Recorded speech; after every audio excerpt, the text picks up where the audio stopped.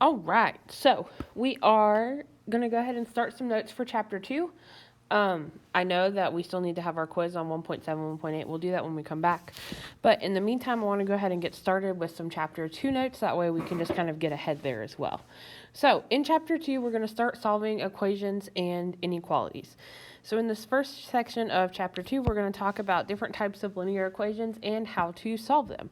Right, so this is all stuff that we've covered in Algebra 1, but it's been a while, so we do it again here at the first part of Algebra 2. So let's just jump right in with an example. So let's say we're solving the equation 5x minus 3 equals 12. So remember that the goal when you're solving equations is to get that variable by itself. And so the first thing you want to do is you want to add and subtract anything to move stuff around. So since we're subtracting that 3 in the equation, we're going to add it to the other side.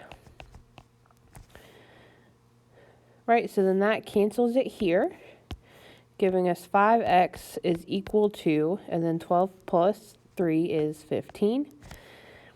And then our last step is going to be to divide by 5. So remember that when you're solving equations, the very last thing you should be doing is dividing, right? You don't want to divide by 5 at the beginning. You need to do any adding and subtracting first, and then any multiplying or dividing to get a final answer of x equals 3. All right, so then let's do another one. So let's say we have 2/3 x minus 4 equals 1/4 x plus 6. So if you remember back in Algebra 1, we learned how to get rid of fractions. So since we've got a denominator of 3 here and a denominator of 4 here, right? If we were to want to combine those fractions, that would give us we would have to get a common denominator of 12. So we're just going to take both sides of our equation and multiply them by 12 and distribute that 12 through. And that gets rid of our fractions, making this an easier equation to work with. So 12 times 2/3 is going to give us 8x, and then 12 times 4 is going to give us 48. And then we have 1/4 times 12 giving us 3x, and 6 times 12 giving us 72. Right, so let's talk through that one more time. So we have two fractions, 2/3 and 1/4, right? The common denominator between those two fractions would be 12. We get that from doing our 3 times 4. Then we multiply that 12 to all parts of our equation. So that way it gets rid of fractions and we have an easier equation to work with instead of having to add, subtract fractions, right? You can do that if you want, but personally this method I think is a lot easier for most people to follow. Right, so now we need to get everything with x on one side of our equation. So I'm going to take my 3x and I'm going to subtract it over to my 8x. So remember, all of our rules of like terms still apply. We can only subtract things that are like terms, so they have to have the same variable. So we move that 3x over, so 8 minus 3 is going to give us 5x, and then we bring down the minus 48, bring down the equal sign, and bring down that 72. Now we need to get that 5x by itself on one side, so we need to move our 48 over. So we're going to add 48 and add 48. Right, so then 72 plus 48 is going to give us 120. So we're bringing down the 5x. And then 72 plus 48 is 120. All right, our final step is to divide by that 5 that's in front of the x to get x completely by itself. And then 120 divided by 5 gives us a final answer of x is equal to 24. All right, and then sometimes when we have equations like this, we have to perform that distributive property first. So we're going to take our 2 and multiply it over to both parts of this, which will give us 6x plus 4, right, equals 6x plus 4. So if you look at this equation, we have the exact same thing on both the left and the right. So that means that no matter what value we plug in for x, this equation is always going to be true. So once you see that you have the exact same thing on both sides, right, all matching numbers, signs, everything, you can say that this is an identity equation, which would make the solution all real numbers. Right, the symbol for that is just like an R with like a double line. Right, so that would be the solution for this type of equation. All right, and then let's say we have an equation that looks like this.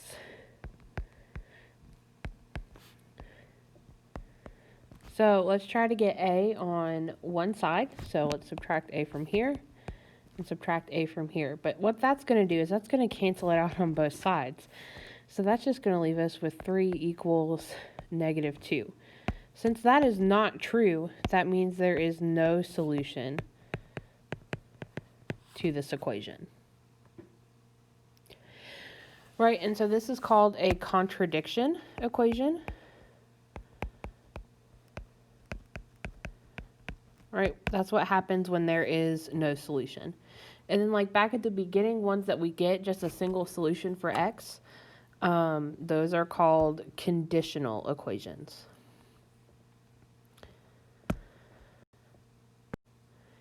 All right, and so let's just kind of refresh a little bit back from our Algebra 1 days and talk about absolute value. So remember the absolute value of something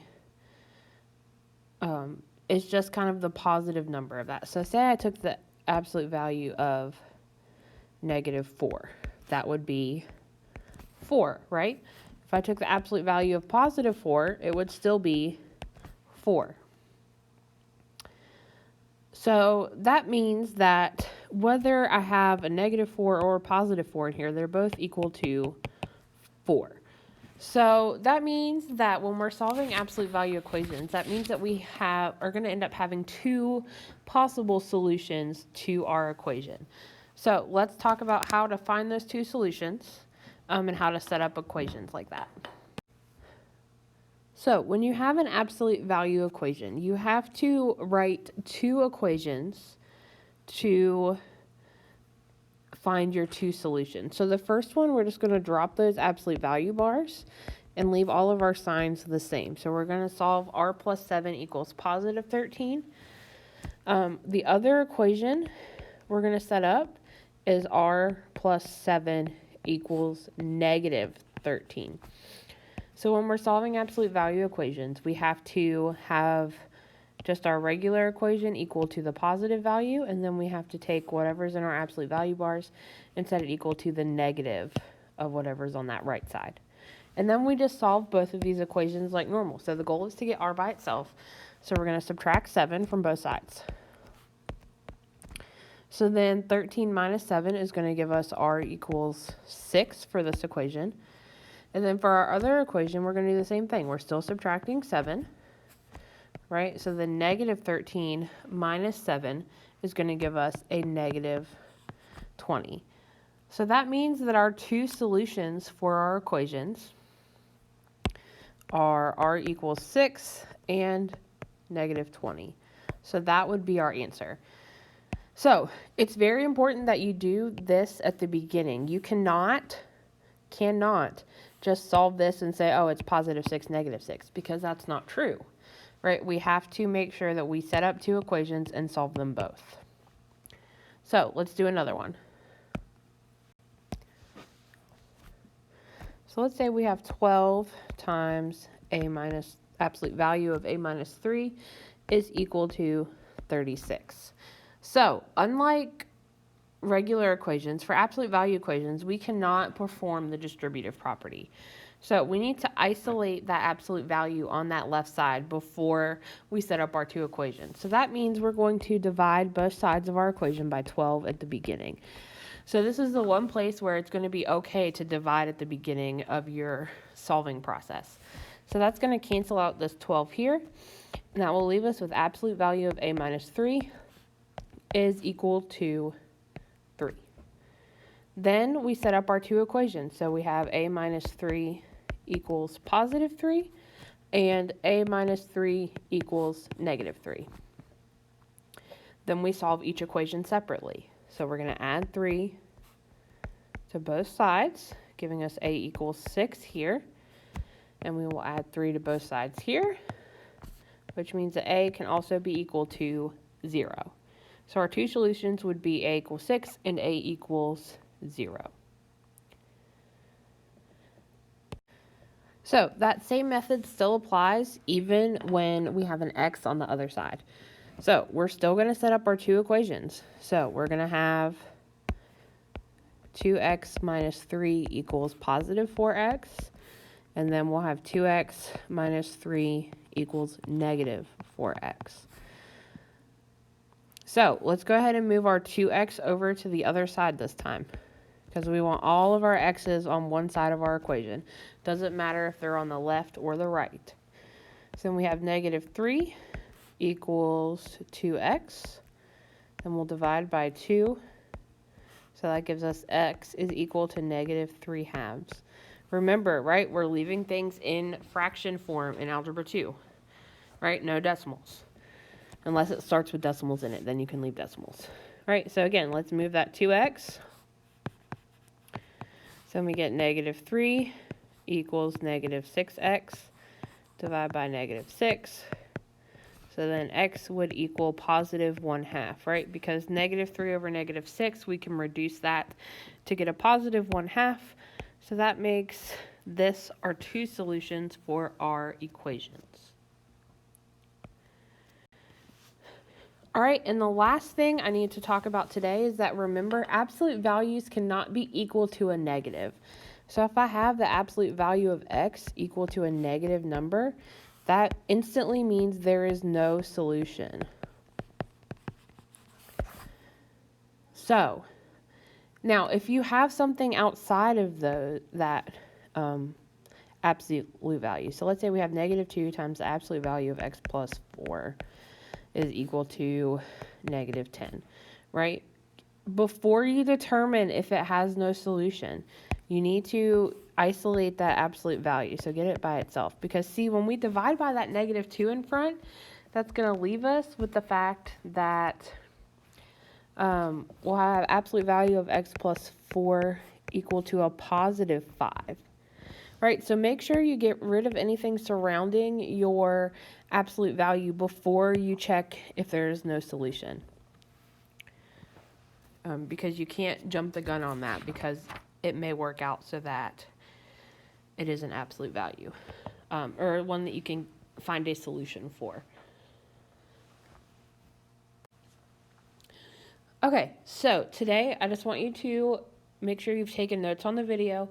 Upload those notes on LMS once you've taken them. We will do the assignment for this section tomorrow. Feel free to go ahead and start on it today if you really want to. But if you have questions on this and need further clarification on something, please, please, please reach out to me and let me know, right? We're going to be solving equations basically for the rest of the year. So we need to make sure that you've got these basics down before we move forward into solving more complex equations.